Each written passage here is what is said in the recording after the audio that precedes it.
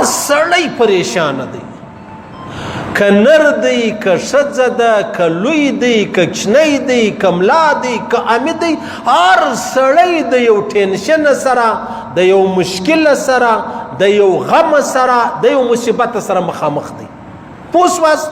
پیغمبر علیه الصلاة والسلام مبارک و ما تا ته دغه طریقه راوښوله چې دا کله ستا وسوسه ده، کله ستا زړه بېچینه دی، کله ستا زړه بې اطمینانه دی، محمد رسول الله موږ ته راوښول دغه دوه قوله وایه، پر لاسو یې چوکه. څنګه یې چوکه؟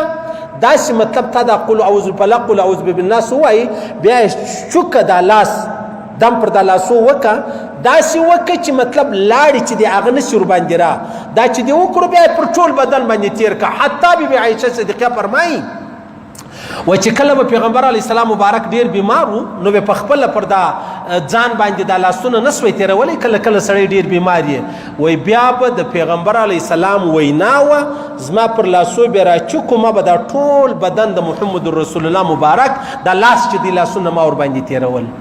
پوه شواست؟ هر سړی پریشان دی، که نر دی، که ښځه ده، که لوی دی، که کوچنی دی، که ملا دی، که عامي دی، هر سړی د یو ټینشن سره، د یو مشکل سره، د یو غم سره، د یو مصیبت سره مخامخ دی. پوه شواست؟ پیغمبر علیه الصلاة والسلام مبارک و ما تا ته دغه طریقه راوښوله چې دا کله ستا وسوسه ده، کله ستا زړه بېچینه دی، کله ستا زړه بې اطمینانه دی، محمد رسول الله موږ ته راوښول دغه دوه قوله وایه، پر لاسو یې چوکه. څنګه یې چوکه؟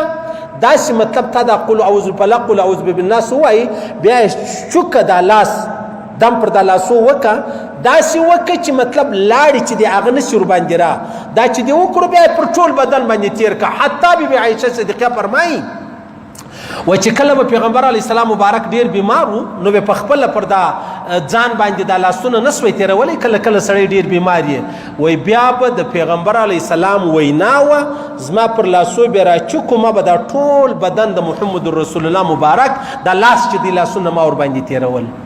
پوه شواست؟ هر سړی پریشان دی، که نر دی، که ښځه ده، که لوی دی، که کوچنی دی، که ملا دی، که عامي دی، هر سړی د یو ټینشن سره، د یو مشکل سره، د یو غم سره، د یو مصیبت سره مخامخ دی. پوه شواست؟ پیغمبر علیه الصلاة والسلام مبارک و ما تا ته دغه طریقه راوښوله چې دا کله ستا وسوسه ده، کله ستا زړه بېچینه دی، کله ستا زړه بې اطمینانه دی، محمد رسول الله موږ ته راوښول دغه دوه قوله وایه، پر لاسو یې چوکه. څنګه یې چوکه؟ داسې مطلب تا دا قل اعوذ بالفلق قل اعوذ بالناس ووایي، بیا یې چوکه دا لاس دم پر دا لاسو وکه، داسې وکه چې مطلب لاړې چې دی هغه نشي ورباندې را، دا چې دی وکړو بیا پر ټول بدن باندې تیر که. حتی بیبي عایشه صدیقه فرمایي و چې کله به پیغمبر علیه السلام مبارک ډیر بیمار و نو به په خپله پر دا ځان باندې دا لاسونه نسوی تیرولی، کله کله سړی ډیر بیمار یې وی بیا به د پیغمبر علیه السلام وینا وه زما پر لاسو به راچوکو، ما به دا ټول بدن د محمد رسول الله مبارک دا لاس چې دی لاسونه ما ورباندې تیرول. پوه شواست؟